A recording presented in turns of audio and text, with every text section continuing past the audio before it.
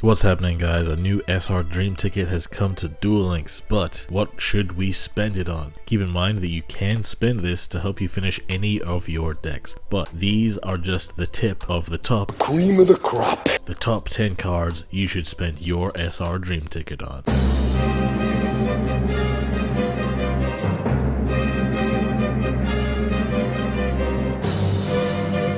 Before I get into the list properly, there are a few honorable mentions I just gotta mention, those being Karma Cut, Jamming Waves, and Transmigration Prophecy. These are all somewhat deck specific and all somewhat format specific too. If you already have everything else I'm gonna mention, then you might as well pick these up for when that deck or when that format rolls around, so you'll be ready. Now let's get into the real list. At number 10 we have Treacherous Trap Hole, and some older players might be wondering why I have it so low on the list, and to be honest, I'd say that this card is almost lucky to be on the list at all. Targeting to destroy 2 monsters for absolutely free really is super damn powerful, but since Konami limited this bad boy to 1, every deck that was good enough to take advantage of this has either already had a card limited to 1 on release, or that deck already happened to be good with a bunch of traps, meaning that they couldn't really take advantage of this. Despite all that, if your deck doesn't have any other limited to 1 cards that you would prefer to play, and you don't play any other traps, or the traps you play are continuous traps that don't leave the field, then you can throw this into your deck to increase your win rate just by having this in your deck. It's just that strong. Number 9 is Void Trap Hole. This hasn't seen play in a little while, but if the opponent summons a monster with 2k or more attack, it negates that monster's effects and banishes that monster. This isn't the most versatile interruption since it can't get rid of smaller monsters, but it's really helpful in certain formats like this, where the opponent might be summoning huge, indestructible, untargetable beef sticks that you would otherwise have trouble dealing with. This card will solve everything for you by itself since it negates their effects before banishing them too. Nightmare Phoenix is at number 8 because it's such an easy monster to summon, requiring any 2 monsters with different names regardless of level or any other requirements, and on summon it can discard a card to get rid of the opponent's annoying back row. Having such easy access to back row removal in the extra deck is great, because it means you don't have to run it in your main deck, and those main deck slots can be used to play other cards. I would honestly have this card higher on the list, but the box that it comes in also has other extra deck staples like Nightmare Unicorn, so it might actually be better to go into this card's original box to get it so you can spend your SR Dream Ticket on something else. At number 7 is Void Ogre Dragon. As long as you have no cards in your hand, this can negate a back row once per turn. Any deck that can meet its summoning requirement of a Dark Tuner and a non-tuner that equal level 8 find themselves in a scurry to use all the cards in their hand just because of how helpful this card is. Since this can negate board breaking cards like IDP and Dark Hole, but it can also negate the opponent's combo starting spells like Melody of the Awakening Dragon or Salamangreat Great Circle. Really, back row negation is such an important thing in this current format where spells and traps are so heavily played, and on such a huge 3k body makes him a chore to deal with in battle too. Number 6 is number S39 Utopia the Lightning. This chunky fella beats over your biggest bosses, deals overwhelming damage, and steals your girlfriend while he's doing it. 5k attack power that is so easy to access for any rank 4 deck just by slapping him on top of a regular Utopia. If you're playing a rank 4 deck and you have a copy of Utopia, you just gotta have this card. Rastaliga is number 5. He's basically the access code talker of Duel Links, since he can tribute a card he points to destroy an opponent's card without targeting, and he can boost himself up to huge stats by getting the attack of a link in your grave. So you're breaking the opponent's board,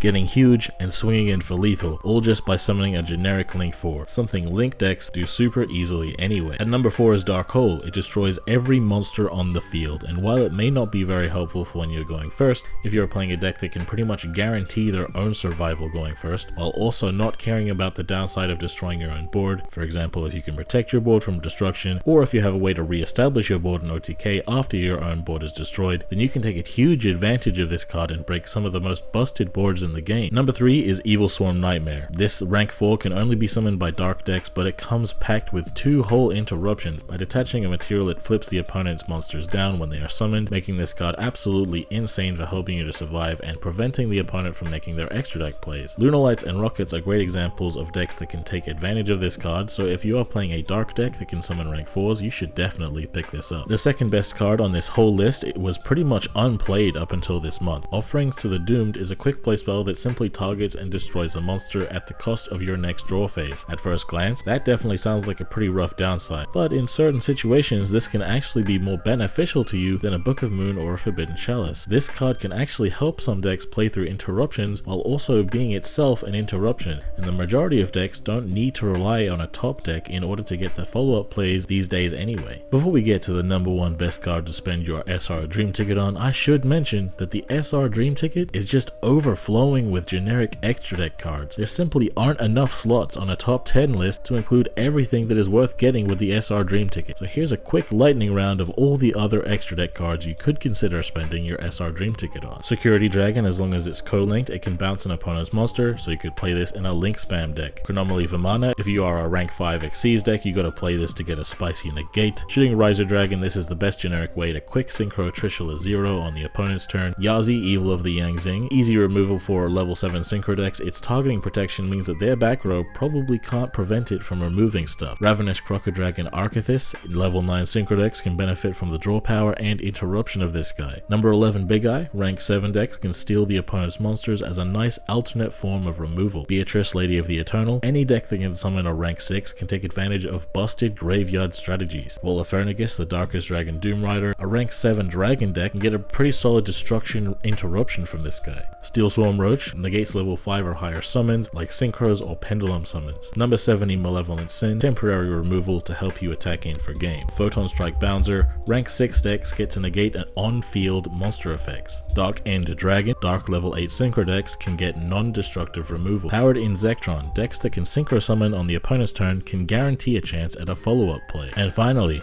the number one best card that you should spend your SR Dream Ticket on is Forbidden Chalice. The versatility this card has due to being a quick play spell that can be used during either player's turn, during any phase, puts it right next to the likes of Book of Moon in terms of how good it can be for pretty much any deck. And these days, with Abyss Dweller being summoned so commonly and Chalice being pretty much the only generic way to reliably stop it, boosts this card potentially even higher depending on the deck. Really, everybody's gonna have 3 Chalice. Thanks for watching the video, guys. I hope it has been of some help to you. Quick reminder that there is absolutely nothing wrong with spending your dream tickets to help complete your decks, so let us know what you spent your dream tickets on in the comments, and if you like the video, then slap like now, subscribe if you haven't already, hit the bell to get notified every time we make a new video, and I've been Undead from Team 6K, signing out.